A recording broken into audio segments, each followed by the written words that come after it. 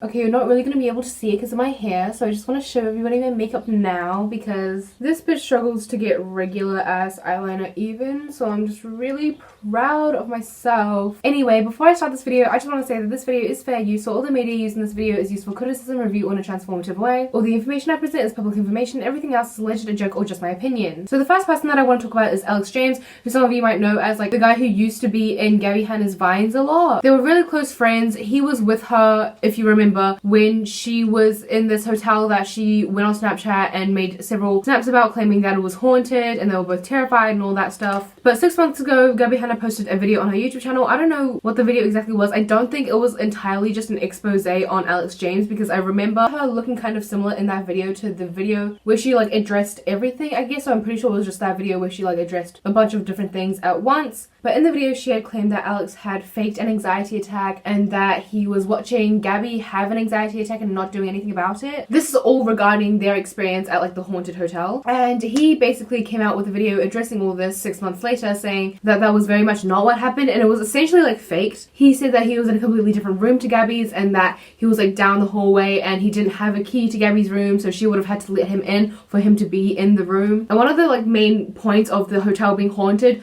was that she had taken a bath, she had drained the bath, and then she came back later and the bath was completely full and the jets were on. And what Alex said in his video was that she started claiming that there were ghosts for like the drama or whatever, and she was the one who filled up the bathtub after she had already taken a bath and drained it and turned on the jets to like scare herself so that she can make a Snapchat about it and make it a whole thing. One thing you can't see in the Snapchats is how calm Gabby was while she was uploading them. Soon as she was recording, it was back to acting dramatic and terrified. But it's hard to grasp how obvious it was behind the scenes that it was fake. I thought it was pretty clear to the both of us what we were doing. I would never continue on with a joke if I thought that my friend was having a panic attack because of it. After her Snapchats, we just continue with our trip as normal. And then in a different instance, Gabby Hanna basically prank called him for a video, I believe, and she was telling him that she was this hacker that he was already worried about because this was like already like a thing. And she was saying that she had all this dirt on him and that she was going to release it to the public and all this stuff. And in Gabby's video, she showed screenshots of text messages where I guess she was supposed to be like apologizing for it or just addressing the situation. She essentially just used the screenshot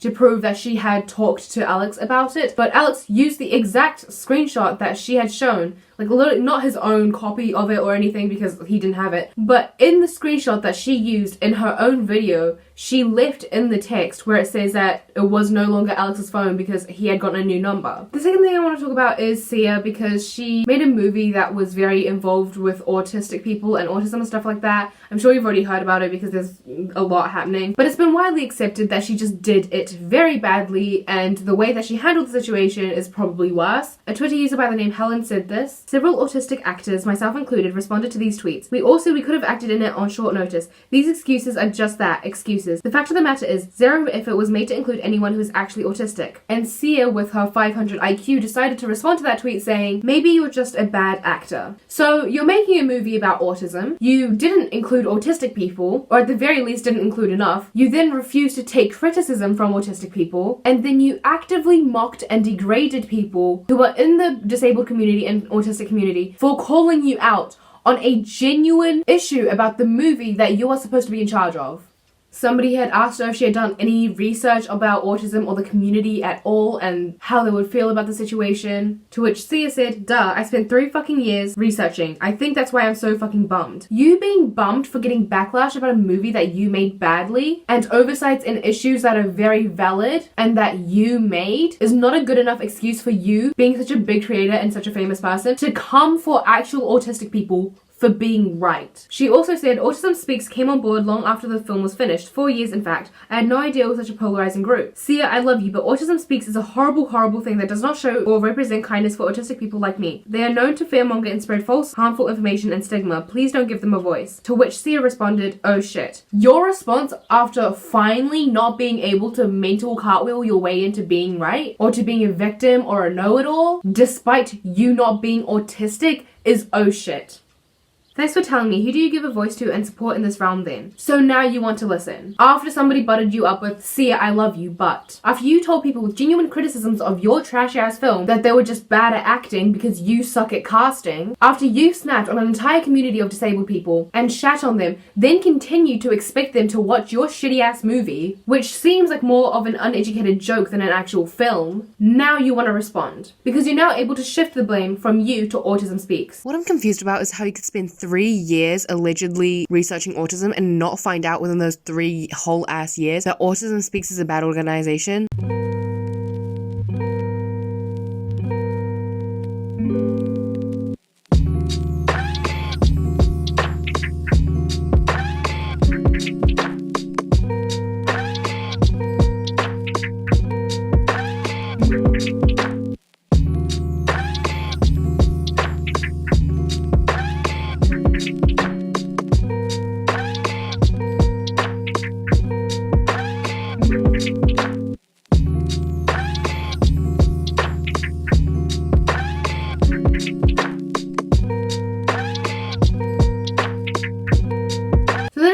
About is James Charles after he commented on a TikToker's video. He's not going to wear a dress. Even though the world laughs at it, scoffs at it, mocks at it, makes you feel bad. When you are a parent, you decide what is acceptable in your household. The same way Eliana is not going to be walking around looking like she's grown when she's 13 years old. It's not acceptable. My husband does not wear dresses. My son is not going to wear dresses. As a parent, I decide what I want my children to do until my children become of age. When he's 18 years old, then he can go about his business and do whatever he chooses to do because he is an adult.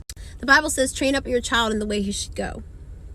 And a lot of parents are shirking this duty to be hip, to be cool, to look a certain way for people on social media. And I'm never going to do that. I'm going to raise my children to what I believe is biblically solid. And whether they choose to follow that or reject that when they get older, that's perfectly up to them. Hi, James Charles. So I saw your whole situation with Trish and I thought, oh, okay, makes sense. He can defend himself. But then for you to turn around and do something very similar to me is just very hypocritical of you and very obnoxious. I've seen you pop up on my feed millions of times and I've never once thought it was appropriate to harass you or wish some unkindness upon you for your lifestyle. It is crazy to me that there are literal child molesters out there, people who beat and starve their kids, and you all are so pressed because I say that it's not acceptable in my house for my son to wear a dress. I'm going to continue to parent the way I see fit in my household, James Charles, because this is my household. And just because you're a celebrity on the internet with millions of followers is not going to change my mind. My foundation is stronger than man's approval. So carry on, James. My opinion on it was that it was a perfectly reasonable response. He didn't threaten to kidnap your child. You're allowed to have opinions on the things that other people say. If somebody publicly addresses how they bring up their child and stuff like that, you have every reason to respond to that and say that's a shitty way to bring up your child. If somebody decides to censor their child or just be straight up sexist in regards to how they raise their child, there's nothing wrong with James Charles or literally anyone. I feel like if a random ass person commented this, it would have been the top liked comment. But James Charles is perfectly within his right to come out and say that this is wrong and to say that he doesn't believe that she should have children. The second thing that I want to address is her response because it literally made no sense. She's bringing up random ass shit. Just because people are being actually harassed and assaulted and beaten and raped doesn't mean that we can't also be upset with you because you are literally bringing up your child in a way that doesn't make sense. Hiding them from dresses and refusing to let them wear dresses. That's not how does that? All that does is have their masculinity, rely on toxic masculinity, and that's it. There's literally no other effect other than that. You can be oh, he's gonna get bullied. That's not his fault. That's not his fucking fault for wearing a dress. That's the other kid's fault for bullying him. And every kid is gonna get bullied at some point in time for some fucking reason. You can't just be well, that means I'm gonna censor them from a dress. If you want your child to not get bullied, you're gonna have to literally not have them be around other kids. Also, what did the Trisha Paytas and James Charles situation have anything to do with this? Him defending himself against Trisha Paytas for calling him a predator has got absolutely nothing to do with you being a sexist parent and forcing those ideologies onto your child. Also with the whole I've seen you pop up on my feed a million times and I've never felt the need to harass you. Okay, do you want a fucking cookie? 1, why? Okay, cool, good for you. 2, are you trying to claim that he harassed you by commenting that? Was the comment that he posted a blatant violation of harassment laws? Hello? You're on TikTok. Your profile is public. TikTok has comments. People can comment on your TikToks. Also, yes, because he's not forcing his lifestyle on you. He's not saying, if you're a boy, you have to wear makeup and you have to be feminine because we have to break these stereotypes. He's not doing that. What you are doing is forcing lifestyle on people because you are ripping your child away from that part of self-expression. You are saying you can't wear dresses, you can't be feminine because we have to stick to the stereotype. You cannot compare your crappy ass parenting to James Charles just living his life. That is not the same. Somebody tweeted at him saying, I'm really disappointed in you saying to someone, don't have kids please. If you address this, I'd really appreciate. I was shocked by your comment, to which he responded by saying, if you can't love your kids no matter how they want to express themselves, you shouldn't have kids. I stand by what I said. So the next thing I want to talk about is Pokimane after Fedmeister called her out for being manipulative and fake. While Pokimane has mostly been spending time streaming Among Us, former offline TV member Fedmeister has been gathering up receipts to call out Pokimane for manipulating him in the past and then blaming him for getting fellow offline TV member and Pokimane's former friend Yvonne removed from the house. He released a 25-page document that outlined his relationship with Pokimane, completed with screenshots of the conversations. The statement was to address what Pokimane has been saying about him on stream and in videos. Claims she has made about me are either false, twisting the truth, or misconstrued, Fedmeister said.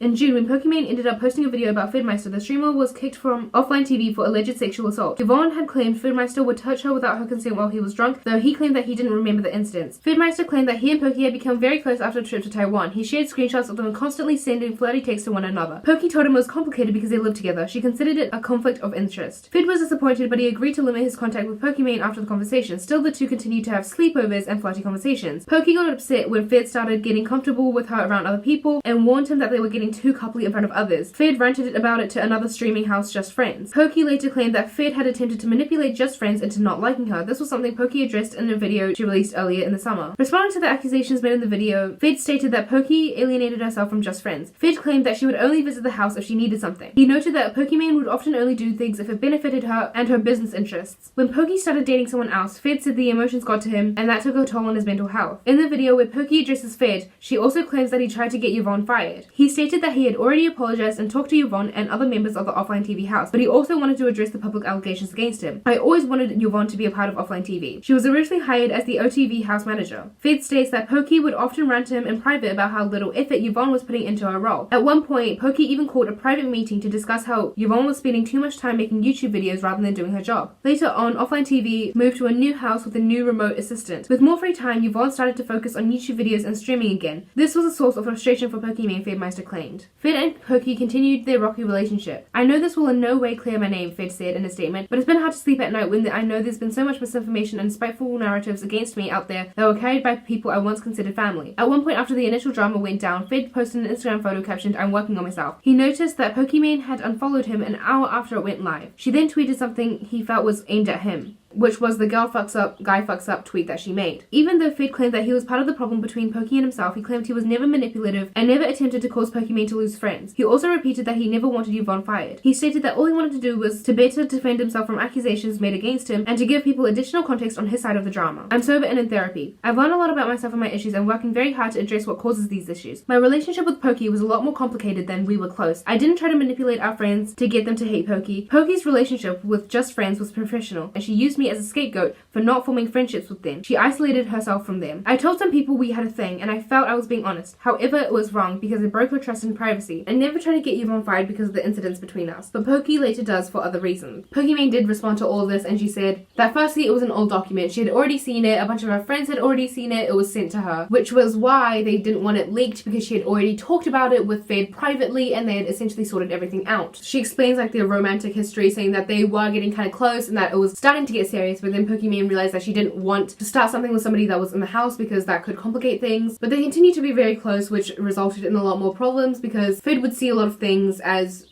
Poki being flirty and romantic, whereas Poki just thought that she was being platonic because they were like best friends at one point. One specific point was that Fed was very upset when she would constantly bring guys around the house because to him it was just like upsetting, like they had a thing, it was getting serious, and now all of a sudden she was bringing guys to the house and like ignoring him romantically. But to her it was more of like a message that she was not interested in him and that she was pursuing other people that weren't going to result in a conflict of interest. Pokey did say that she was unmotivated and that she wasn't doing what she was supposed to be doing, but she said it was because she had been sexually assaulted by Fed, so what she meant was Fed made her unmotivated, which made me want to fire her. Fred also addressed the situation because he also didn't want it to get leaked, and he said, "Hey guys, it's been brought to my attention that a document I wrote many months ago has been leaked. I want to make it clear that this is not something I wanted out publicly. The document was leaked by someone I had asked for advice and support, who chose to maliciously violate my trust. A while ago, Pokey and I spoke about what happened. We came to agree that keeping things private and making no further statements publicly was what was best for the both of us. We wanted to heal and prevent any further harm to the people involved. She would make a brief supportive statement when I returned, and we would go our separate ways. We were both happy with the statement and the peace of mind that it came with. But one of the people I turned to for advice and support when I needed it most violated my trust, sending the documents to streamers.